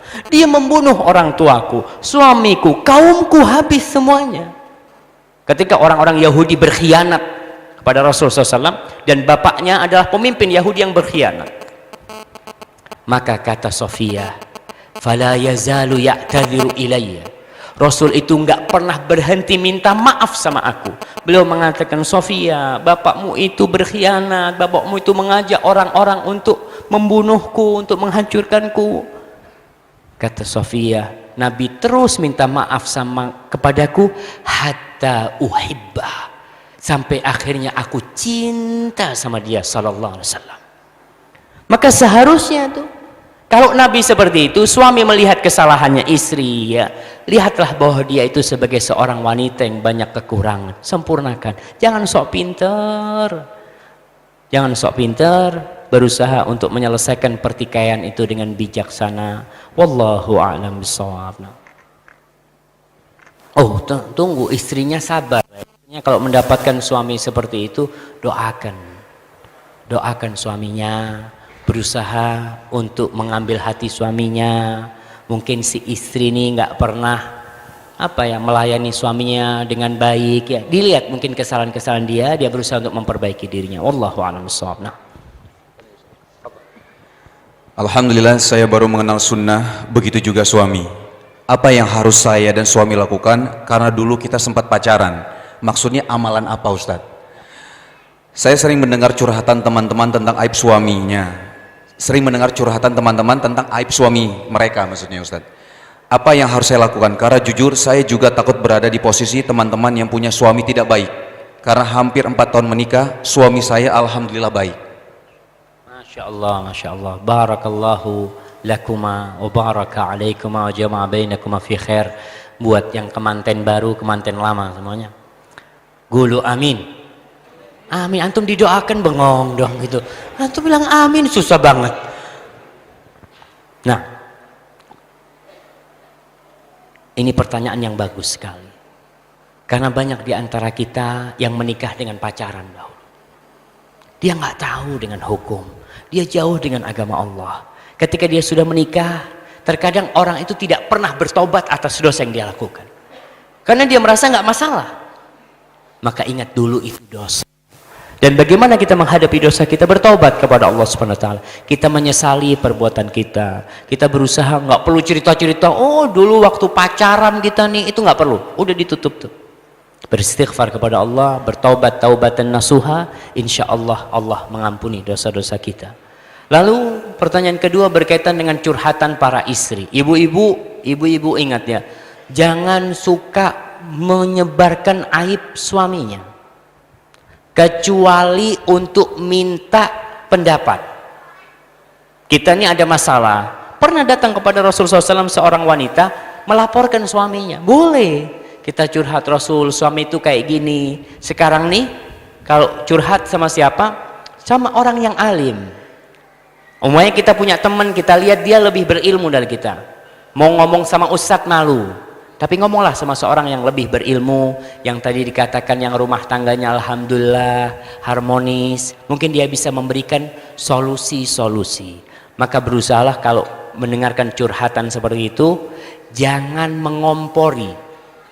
Karena kalau ada orang curhat, ya udah kok masih banyak lelaki lain, udah gugat cerai aja. Nah, ini bahaya yang seperti itu. Maka carilah tempat curhat yang baik, jangan curhat di Facebook, jangan curhat di status. Na'udzubillah, jangan, tapi curhatlah kepada orang yang benar-benar memahami agama Allah SWT ini. Wallahu a'lam bishawab. Nah, kita mah sampai jam berapa nih? Hah? Anda lihat jamaahnya sudah ngantuk-ngantuk gitu kan. Siap. Nah,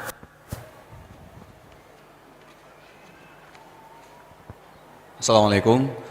Ustadz, kita kan harus bersabar terhadap istri kita, harus memberikan perhatian dan kasih sayang terhadap istri kita. Tapi masalahnya ketika istri kita itu mengalami kelelahan, malam-malam kita minta berhubungan, dia tidak mau, itu bagaimana Ustadz? Kan itu dosa besar. ini yang tanya suami apa istri nih? Suami. Yang bertanya suami, yang menulis. Masya Allah. Yang bertanya suami kan? Iya. Jadi istrinya nggak mau, Ustadz, nggak mau. Istrinya nggak mau. Subhanallah jamaah. Subhanallah.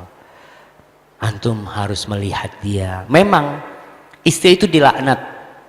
Kalau diajak suaminya dia nolak. Tapi kalau dia nggak ada halangan. Terkadang bayangkan dia umpamanya habis pengajian di rumahnya, bersih-bersih, kita nih duduk-duduk tuh ngeliatin tuh. Ayo cepetan. Nggak bantuin, pantas dia sampai tempat tidur. Subhanallah. Antum lihat terkadang kita masuk kamar, ya. Anak terkadang masuk kamar ngelihat istri itu sudah teler. Anak, ya Allah, kenapa capek pekerjaannya jamaah? Mungkin orang yang punya pembantu dia merasa nyaman, tapi ada orang-orang yang semua dikerjain sendiri, gak pernah selesai dia kerja. Pagi-pagi ngurusin anaknya sekolah, sudah dimandiin semua, dirapiin, udah berangkat sekolah, dia bersih-bersih rumah, belum selesai masak, anaknya sudah pulang sekolah, udah ngurusin si anak, bikinin susu, macem-macem. Setelah selesai semuanya, suaminya datang. Kalau suami mau sama istrinya dalam kondisi istrinya capek, maka berusaha untuk mengambil hatinya. Jadi istri capek, ya dek, kau capek dek, ayo tidur kau, aku pijet kau. Insya Allah dipijetin kalau dia capek, nanti insya Allah akan terjadi apa yang Allah kehendaki. Insya Allah. Nah, barakallahu fiik. Ustadz, saya tinggal dengan ibu mertua.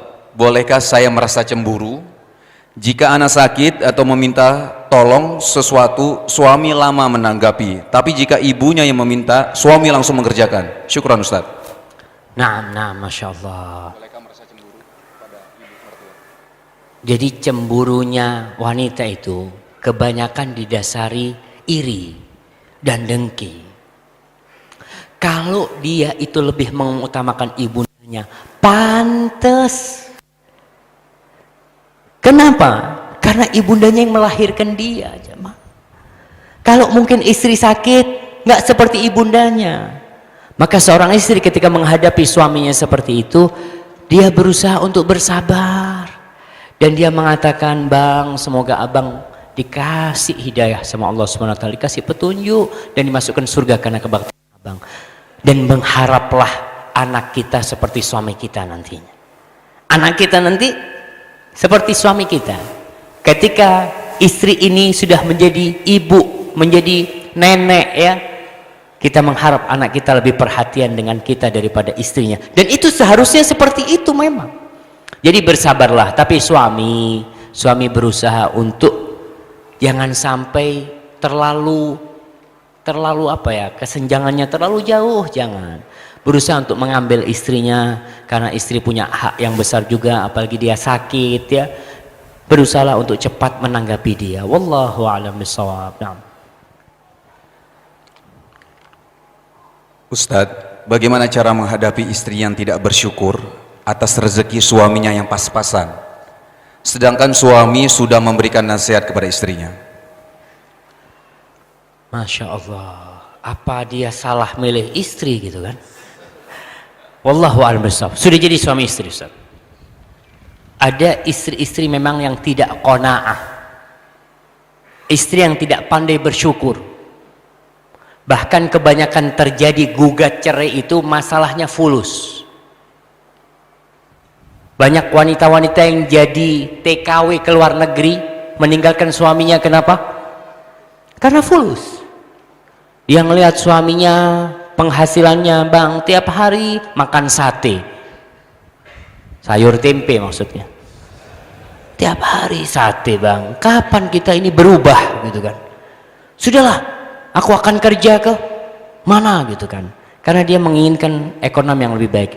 Ingatlah para wanita, jadilah wanita yang bersyukur, yang menerima. Demi Allah, kalau kita punya hati yang tidak menerima, kita punya gaji 100 juta nggak cukup kalau hati kita tidak menerima. Bahkan orang-orang itu yang tambah kaya, ada yang tambah miskin karena dia tidak qanaah. Terus bagaimana si suami ini terhadap istrinya? Antum masih ingat dengan kisahnya istrinya Nabi Ismail? Nabi Ismail punya istri yang pertama yang biasa, istrinya selalu nggak bersyukur lah. Apa yang dapat suaminya selalu kurang, dia menjelek-jelekan keadaan. Akhirnya dia disuruh ceraikan. Maka hati-hati, kadang-kala wanita yang seperti ini memang tidak layak menjadi pendamping hidup kita. Tapi tetap kita berusaha memperbaiki. Bagaimana memperbaikinya? Dengan cinta dan kasih sayang. Kalau kita tidak bisa memberikan harta kepada istri kita, berikan cinta. Lebihkan cintamu untuk istri.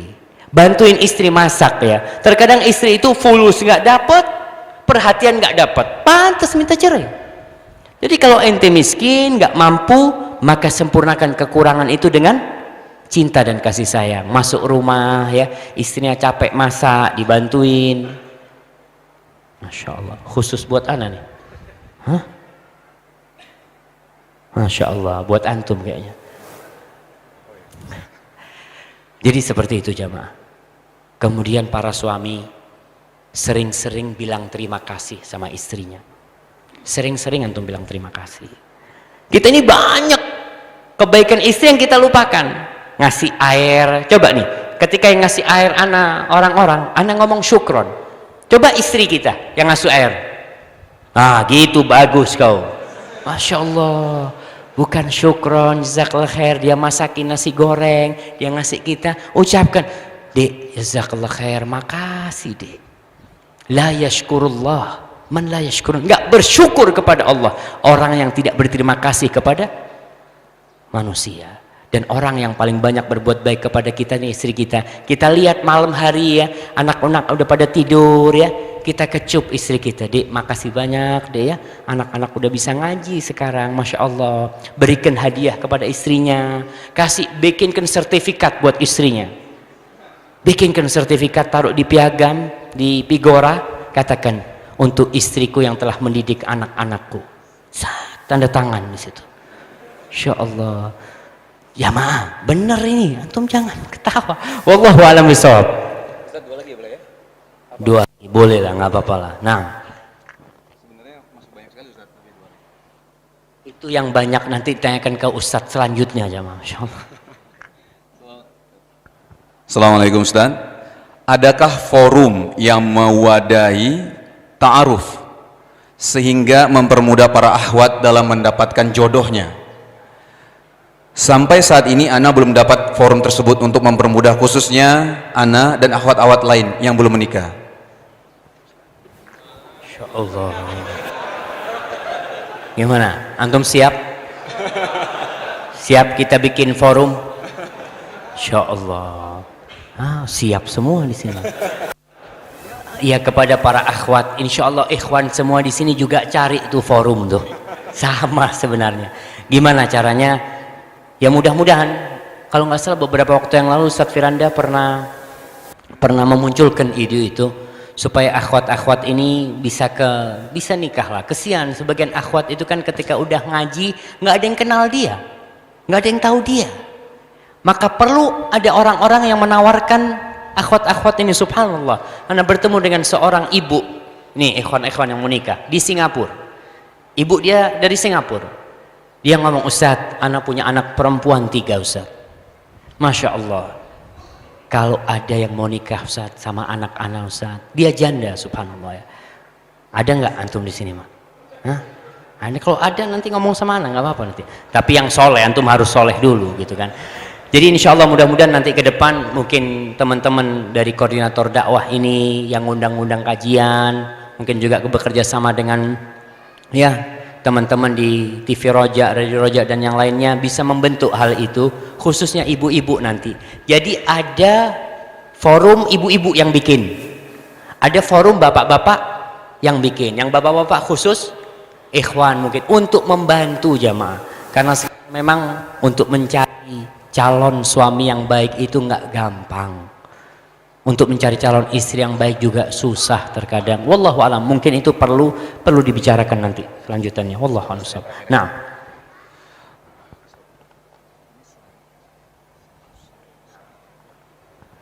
Assalamualaikum, semoga Allah merahmati Ustadz.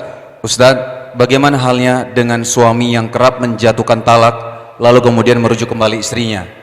Begitu sering sehingga tidak terhitung lagi berapa kali hal tersebut terjadi. Bulan November lalu dia mentalak lagi istrinya dengan talak yang sorry, dalam keadaan sadar, tidak sedang marah. Tapi 3 hari kemudian dia rujuknya lagi. Lalu bulan Desember kembali melakukan hal yang sama. Tapi kali ini istri sudah tidak mau dirujuk lagi, disebabkan takut apakah rumah tangganya masih halal atau tidak halal lagi untuk dijalani. Mohon penjelasannya Ustadz, bagaimana hukum dari masalah ini dan sikap atau tindakan apa yang terbaik bagi sang istri dalam mengambil keputusan, dan ini termasuk talak yang keberapa maksudnya? Yang keberapa? Nah, kedua apa ketiga? Nah, subhanallah jamaah, antum kalau baru nikah, yang pertama antum hapus dari kamus antum talak, dihapus tuh, jangan ada tuh. Jadi di memori sudah dihapus talak itu. Kenapa? Ada sebagian orang setiap ada masalah sama istrinya, ntar aku ceraikan kau. Untuk nakut-nakutin istrinya, ntar anak talak nanti. Jangan. Istri itu butuh cinta dan kasih sayang. Terus bagaimana dengan kondisi suami yang seperti ini, yang sering menjatuhkan talak? Allah Jalla Jalaluh mengatakan, at-talaqu marratan, fa imsakun bima'ruf au tasrihum bi ihsan. Tolak itu cuma 2 kali. Artinya 2 kali, kita menceraikan sekarang, ini dihitung 1 kali, rujuk.